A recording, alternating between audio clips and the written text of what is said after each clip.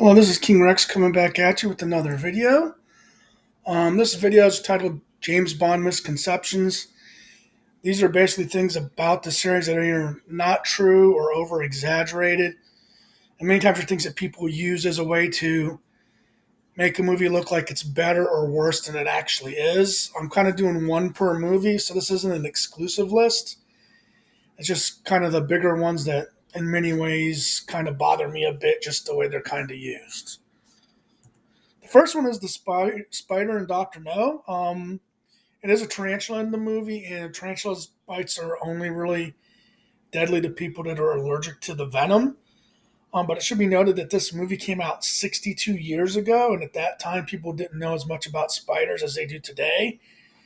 And there are other spiders that are big spiders from Central and South America that are quite dangerous. The spider pictured in the left is called the Brazilian wandering spider or the Brazilian banana spider. And these things are deadly. And if you look at the size of it and kind of how it's built, it's not 100% different from that tarantula. They're not as hairy, but they are a big, dark brown spider, and tarantulas do have different colors. I've also heard someone one time say that they should have used a centipede like in the book, but just like tarantula, centipedes aren't deadly to humans either. I mean, maybe if it's a poison in the venom. You can see the hand that the spider's probably about the same size against one another. So to me, this one is just that people kind of go after Doctor No because of the spider, but I think part of that was just because a lot of people really don't like spiders, and there is fear of spiders. So I think they put that in the movie. In fact, the movie Arachnophobia that I think came out in the late 80s or early 90s kind of works on the same basis, although they kind of put a backstory that this is a new spider that was basically recently discovered that was held in check by geography. But still, same thing. People don't like spiders. That's why they chose it. And realistically, you'd be more likely to die to a spider bite than a centipede bite because centipedes aren't deadly either.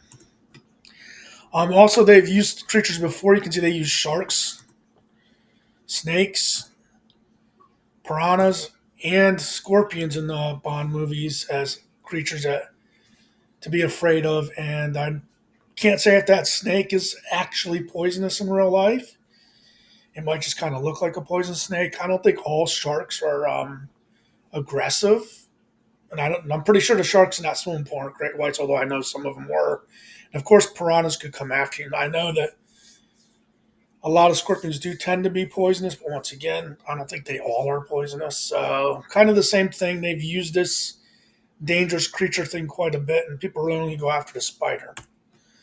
Another one I heard it recently, kind of surprised me, was a lot of people say that From Russia with Love would have ended far better if it had just ended with the train scene and got rid of the remaining ending, which seems kind of crazy to me because a lot of stuff happens in the ending that's really important. You have the boat ride that you see here. You have the helicopter chase, which the complaint there was kind of like North by Northwest, but it was an homage to that movie, so it's supposed to be like that. Then you have the final fight with Rosa Klebb, and I think if you cut the movie off then, the movie would have been nowhere near as good. Tatiana would have been a far worse Bond girl because the moment for her really is when she actually does decide to kill Rosa Klebb. She kind of, in the train scene, she was kind of just sidelined through that, even though she was on the train. So I think the movie wouldn't have been as good. It might be the best moment in the movie, might be the train scene, but the best moment doesn't have to be the last moment in a movie. So it just seems to me that it's a nitpick people look for if they don't want to put From Russia with Love as high up on their rankings.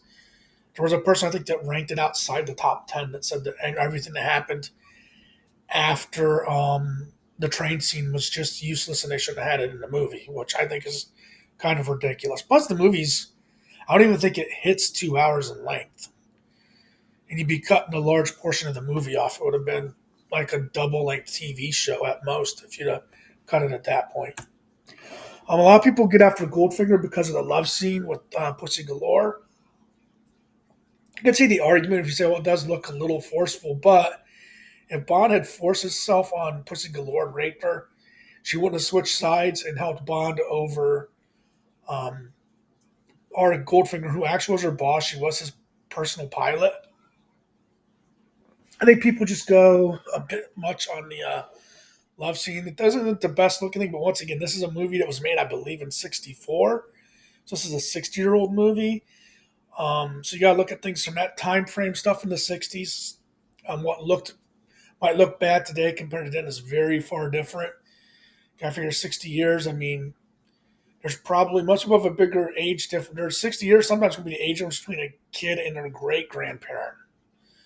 Your grandparents probably have more than 60 years on you. Have less than 60 years on you. So I think people kind of over exaggerate that. It's kind of, I think it's one of those things where they're being nitpicky, looking for something wrong with the movie more than anything. Um, Another one people would say is that Bond having to catch up with the audience in Thunderball makes the movie bad. I don't think this element makes the movie bad at all. There's a lot of movies where we know what the villains are trying to do, but then Bond has to figure it out after it's already been spelled out to us. This happens in From Russia with Love because we know at the beginning that it is Spectre trying to get the I can't remember all the little machine names they have. I think it's called Elector in that one. They're playing both sides off each other, and Bond has to figure that out. Considered one of the best thriller movies. I mean, I think we know early on in a lot of these movies what's going on, but this one's the one people kind of use that as an excuse against it. Um, I don't think it's the best Bond film ever. I think that the underwater scenes tend to be a bit much, but literally the audience knowing what's going on first and us seeing Bond figured out doesn't make it a bad movie. It doesn't hurt the movie at all.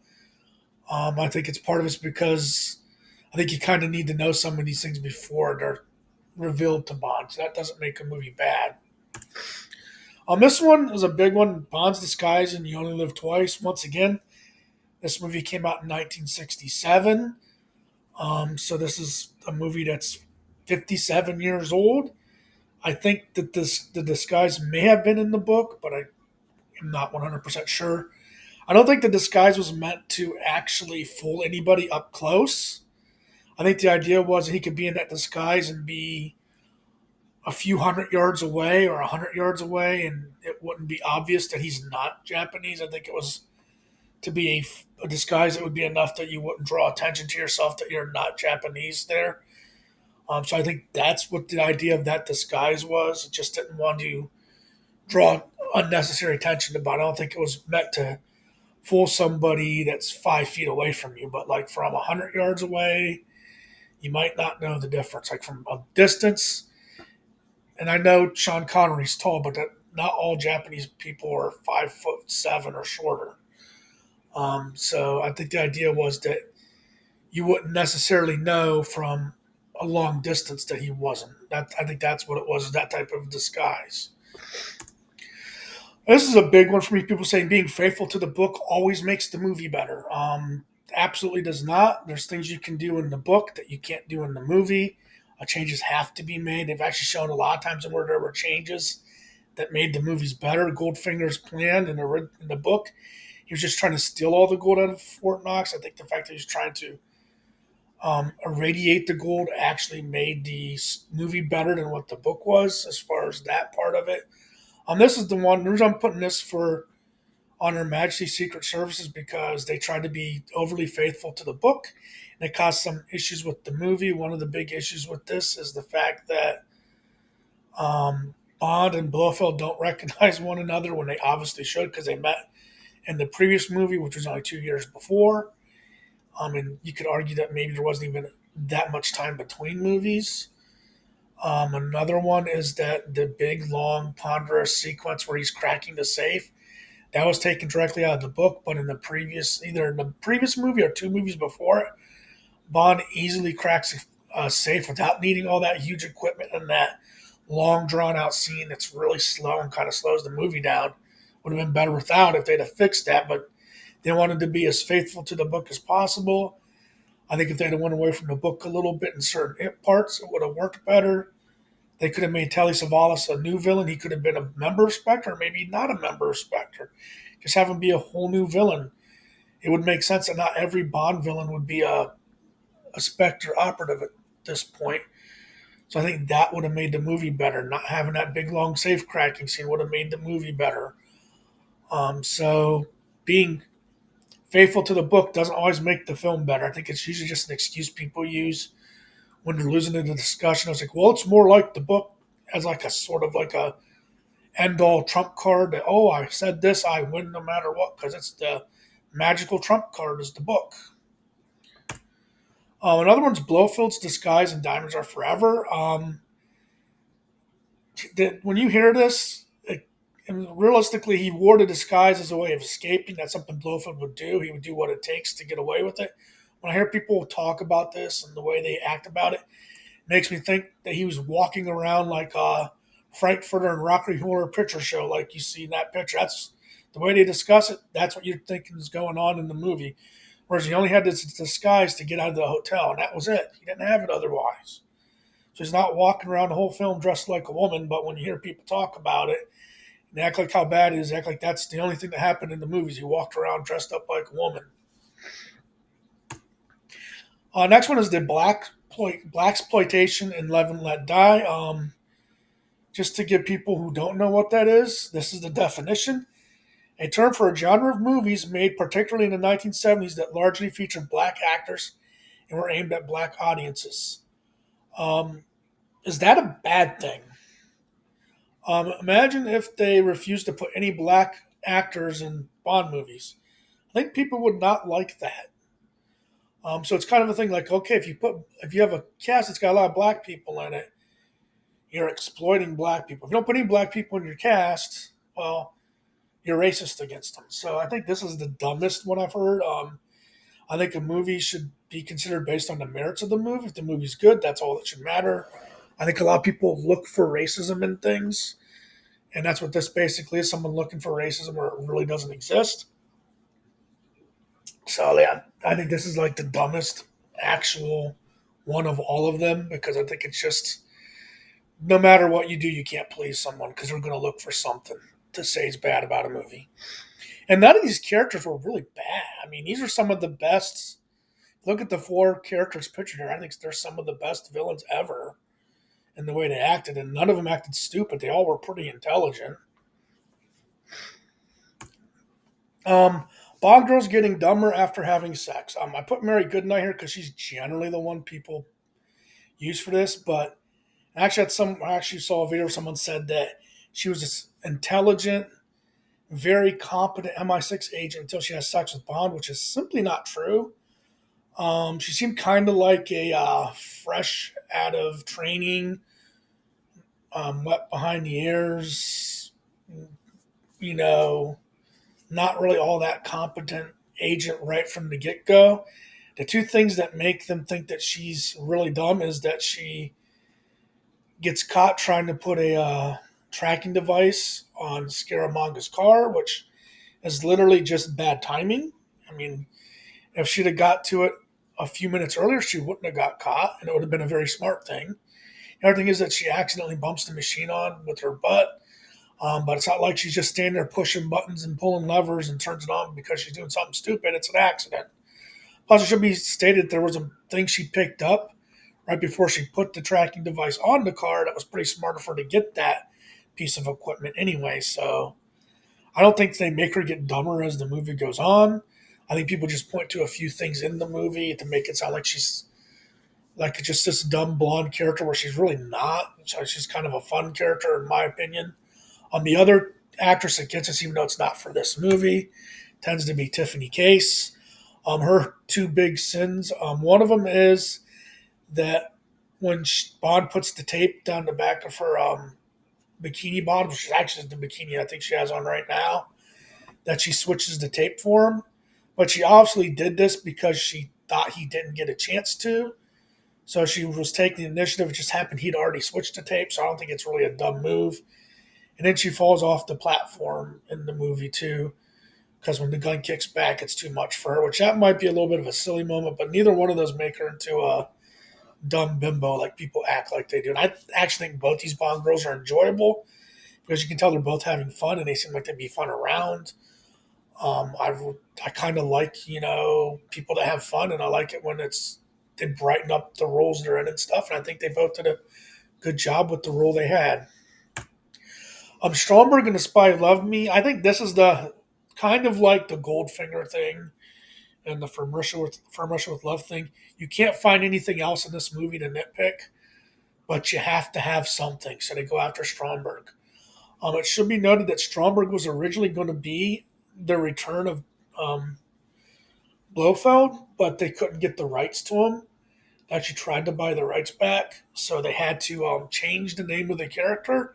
And if you look at a lot of the things he does, other than having the web hands, which they kind of add, a lot of the stuff he does is a lot like Blofeld, like pushing the button and the person goes down to shoot into where they get eaten by the crocodile, having the guys in the helicopter killed when they leave his Atlantis underwater, well, his going to be underwater city thing. So he's a lot like Blofeld. I think part of what happens here is that the cast around him is so strong that he kind of gets outshined. I don't think he does a bad job. I don't think he's the best, but he's at least a middle of the pack bad guy, and he's not really something that hurts the movie at all. It's just you have Jaws and his better performance, Roger Moore's best performance, Barbara Bach's one of the best Bond girls ever. Naomi's a good femme fatale. You got a lot of great actions. I think he just kind of, in a different movie that wasn't quite as good, I think he would seem better than he is. But in the movie he's in, it makes him, he's just kind of everyone else is better. I think another thing is Hugo Drax was a little bit better in the next movie in kind of a similar role. And I think both of those things combine to make him seem not as good of a villain as he is. But he's certainly not a weakness in the film. Certainly doesn't hurt it. He just, there are better villains within the Bond series. He's about middle of the road, but certainly not a negative thing on that movie. People try to say Jaws is a cartoon character in Moonraker, which he's still pretty menacing, but there are a few more scenes where he gets some comedic bits. I don't think they hurt the movie or the character at all, and I think there was a situation where they kind of wanted to make him eventually be a nice guy, so you kind of had to soften him up a little bit to do that. I think it works because there's good reason why he decides not to work for Hugo Drax, which is he knows that he won't have a place in Hugo Drax's future society that he's trying to build in outer space. So to call him a cartoon character, basically just a way to try to diminish the role. I know Moonraker isn't the greatest of Bond movies, but I think it does get a bit too much in the ways of people attacking it. BB Doll's Age and For Your Eyes Only. This one is one that really doesn't make sense, but people always complain about it. First off, the actress was 19. People claim that she was supposed to be playing a 16-year-old, but her age is never given in the movie. And it doesn't matter how old she is because her advances are rebuffed by Bond. He tells her to put her clothes on and he'll buy her an ice cream cone. So he basically treats her like a child. So her age really shouldn't be anything to complain about. I think it's one of those we need to complain about something things. And there's worse stuff in that movie than her age. I think For Your Eyes Only is a good movie, but the villains are all kind of boring in it.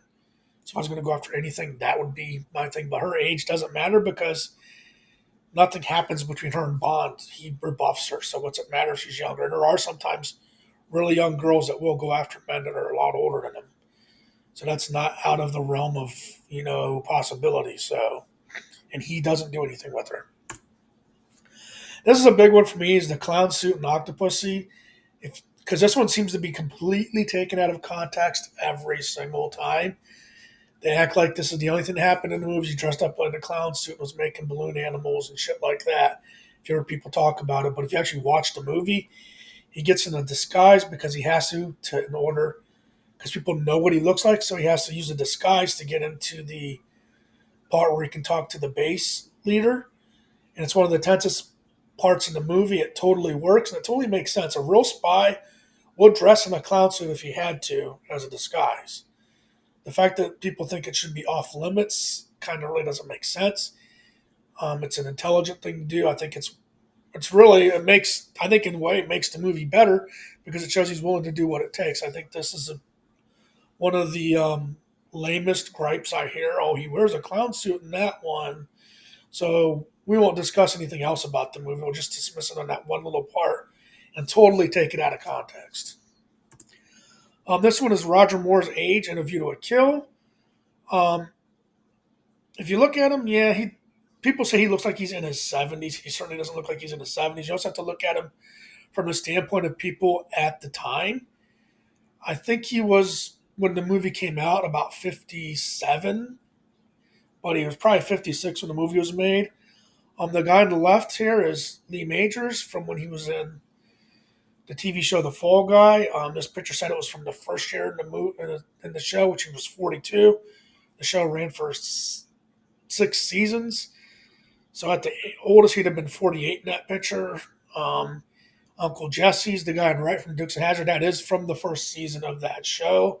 He was 59 there. Now, who do you think Roger Moore looks closer to age-wise? The 59-year-old guy on the right or the 42-year-old guy on the left? I would say he looks closer to the 42-year-old guy.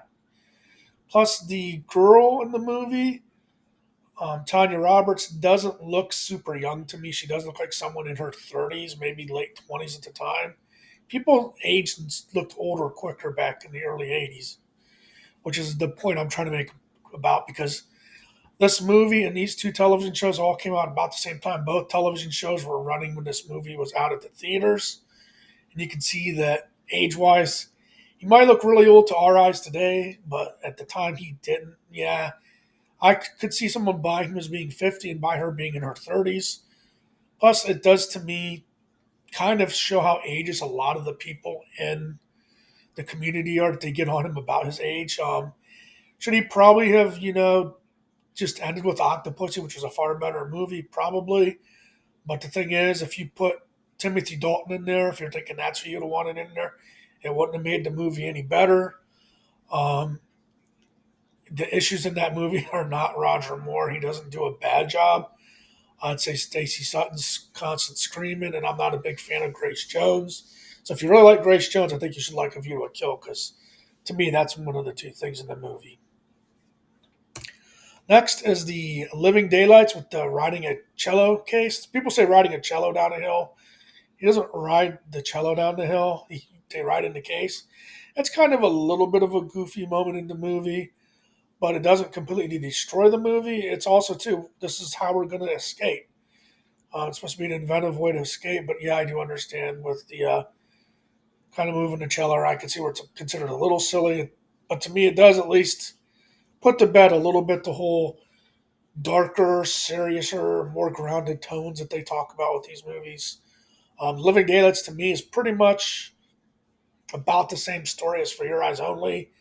I think that The Living Daylights had a better cast around Bond than For Your Eyes Only, which is the biggest thing with the movie, because I actually think Roger Moore's better in The Living Daylights. He just has to carry that movie all by himself. Whereas Timothy Dalton at least had a good cast around him to make the movie with him. Another big one is people always say people weren't ready for License to Kill. I think this is kind of an oddball one because there's a lot of movies like this at the time. They're just saying, well, if you didn't like it, you weren't ready for it, which kind of is a lame thing. Like, I liked it, so you have to like it. If you don't like it, there's something wrong with you. I like the movie, but if someone else doesn't, it's not because they weren't ready for the movie at the time. People are allowed to not like a movie. Different people have different tastes. I can certainly see that there's a lot of things in that movie people might not like. It does seem a lot like just a normal 80s action movie from the time. I guess if you took all the James Bond name stuff off of that movie and just put someone like Sylvester Stallone or Arnold Schwarzenegger or Chuck Norris on that thing, or maybe even Mel Gibson, that movie would totally work as just a one-off non-Bond movie. I think they tried to push the series too far into that way because that's the type of stuff that was doing well at the time. And there was a 6-year break after this movie where there were no Bond films. There were some issues with the rights, but those were cleared up after a couple years. So I do think that this movie did have a little bit to do with that 6-year absence, because it was, at that time, it was the first Bond movie not to earn enough money in the U.S. box office to pay for the production costs. And you have production costs, and usually the advertising cost and promotion costs are usually as much as the production costs.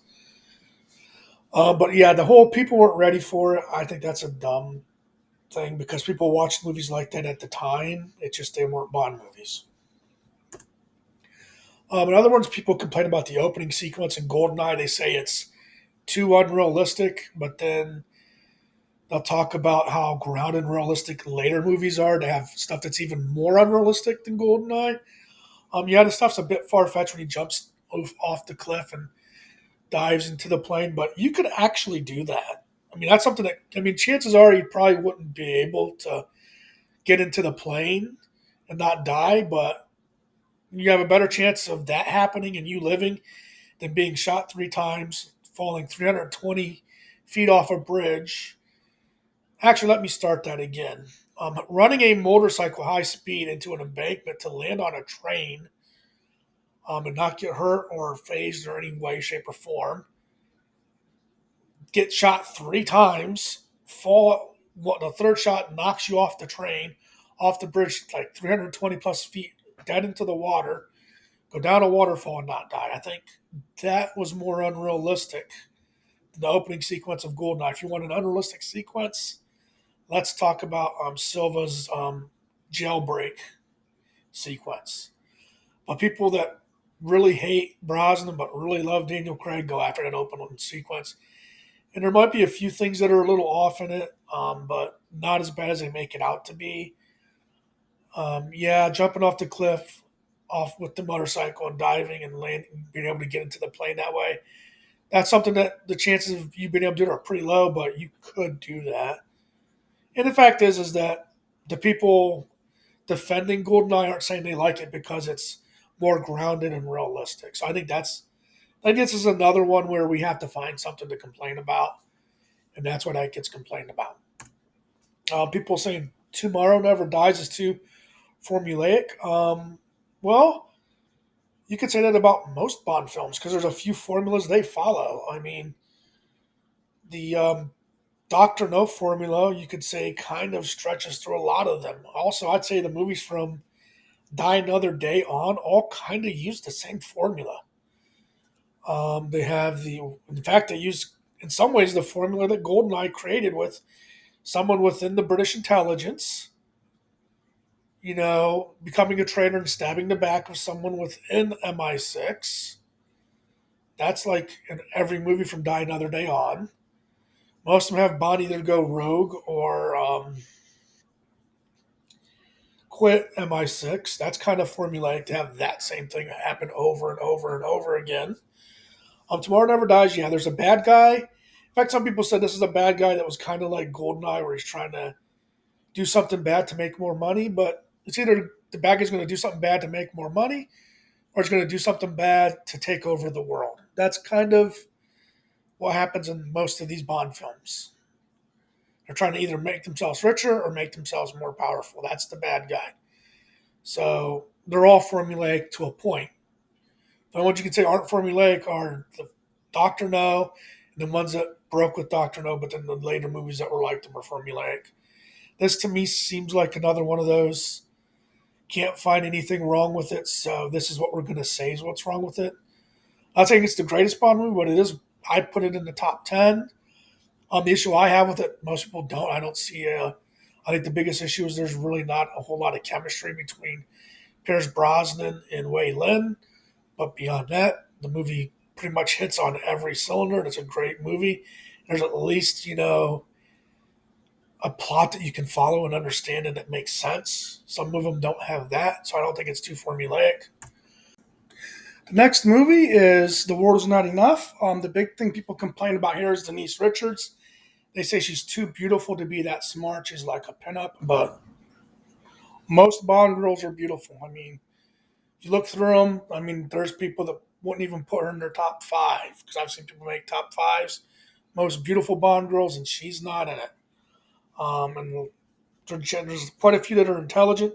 Natalia was a computer programmer. That takes an intelligent person. Holly Goodhead worked on basically space shuttles for Hugo Drax. That would have to be very intelligent. Anya and Wei Lin were both super spies, and they were very intelligent. All these women were very beautiful. So the too beautiful to be intelligent thing, I think, is just really kind of a lame excuse against her. She doesn't act dumb in the movie. The only one that was supposed to be smart that didn't come off as being smart to me was Stacy Sutton in A View to a Kill. She came off as, to me, she comes off as being the least intelligent Bond girl, and she's supposed to be this super smart geologist.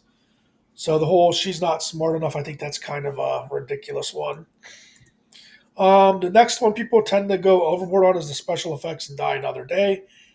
Die Another Day I have as a bottom five Bond film, but and the special effects aren't the best, but there's a lot of bad special effects throughout the history of Bond movies. It's really only in the last 5 years where the special effects really haven't been that bad. I think special effects at this point have gotten to a point where if you put enough money into it, you're probably going to get good special effects no matter what. This was the beginning of CGI, and yeah, the CGI isn't perfect, but I have seen worse CGI that came out quite a bit after this movie.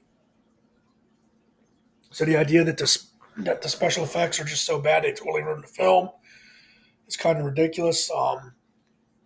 Good special effects are nice, but you don't have to have the greatest special effects ever.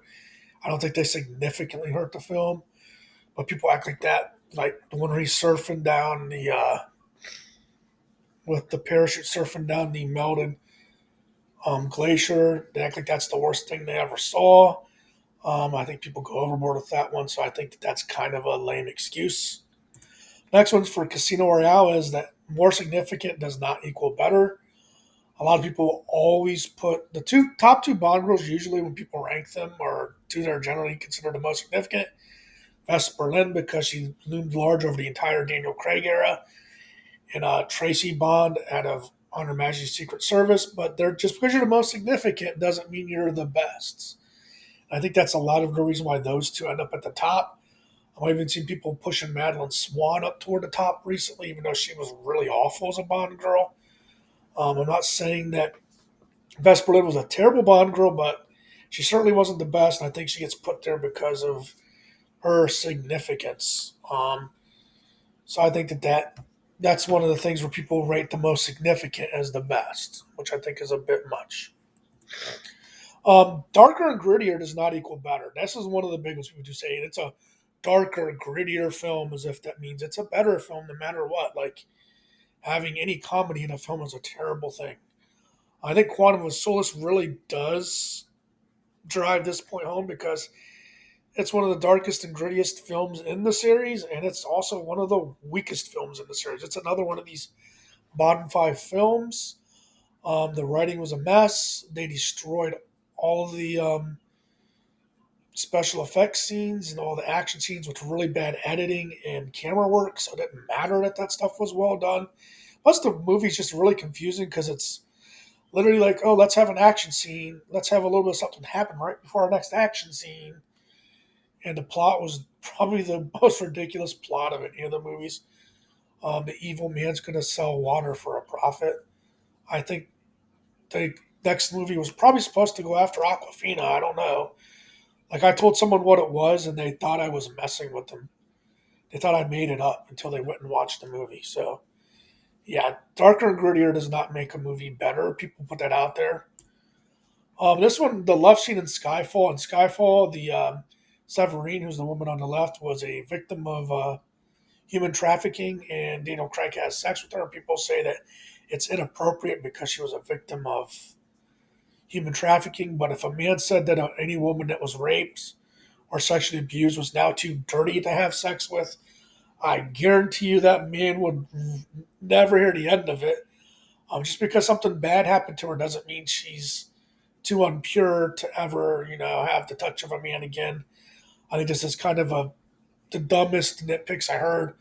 There's other ones against Skyfall. People try to say it's James Bond does Home Alone, which I think is going overboard. Yeah, when he does the home invasion thing, they do have a few like traps they put in for people, but that would be normal if you knew a bunch of people were coming after your house. You would probably try to put a booby trap here and there. It's not like it's a full on Home Alone, but they're trying to make it sound like the movie is silly. But to me, this love scene complaint is a bigger one because I think it's just totally nonsensical. So that's why I don't care for that one. The Craig films are more grounded and realistic. We kind of hit this a little bit with the falling 300 plus feet off a bridge and not getting really hurt that bad. Spectre has it to a point too. For example, at the end of the film, Madeline is screaming in a room, and James Bond is standing like a room or two over with the front of the building blown out with a helicopter eye level when he can hear her screaming. And when he goes in the room, she's got her mouth gagged. So she really couldn't scream, and any noise she could make through that gag, you would never hear over top of a helicopter. That's beyond being unrealistic. Plus, he jumps down a big long thing in the movie at some point and lands in a net. But how did he know the net was there?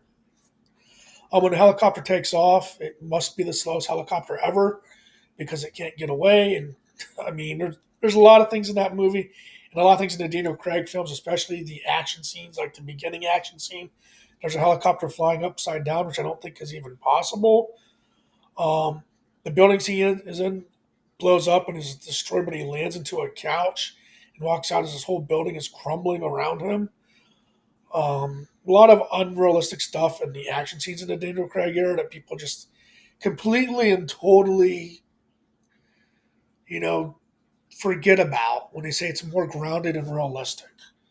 I had to put that on one of his films. I chose this one because realistically, anything that people nitpick about Spectre, there really is no nitpicking. The film was just bad. When you steal your plot line from an Austin Powers movie, what more can you say about a movie than that? This one, taking risk is. People will say that, well, No Time to Die took a lot of risk because it excuses the mistakes they made. Yeah, if you make a big mistake, you can say, well, they took a risk. But it's like, sometimes, yeah, it's a risk, but sometimes it's a risk not worth taking because it's not very smart. Killing Bond off was not smart, and they did it really badly. Giving him a kid and a family life, that's not James Bond. No one wants to watch a James Bond movie where he's basically, Homer Simpson, where he's got wife and kids and stuff like that. That's not what people are looking for in a James Bond movie. So taking risk is not an excuse for making big mistakes in a movie that don't make any sense. Um, these are the ones I put one for every movie. I did hit on a couple extras. I want to thank you for watching. Like, share, subscribe, comment, and have a great day.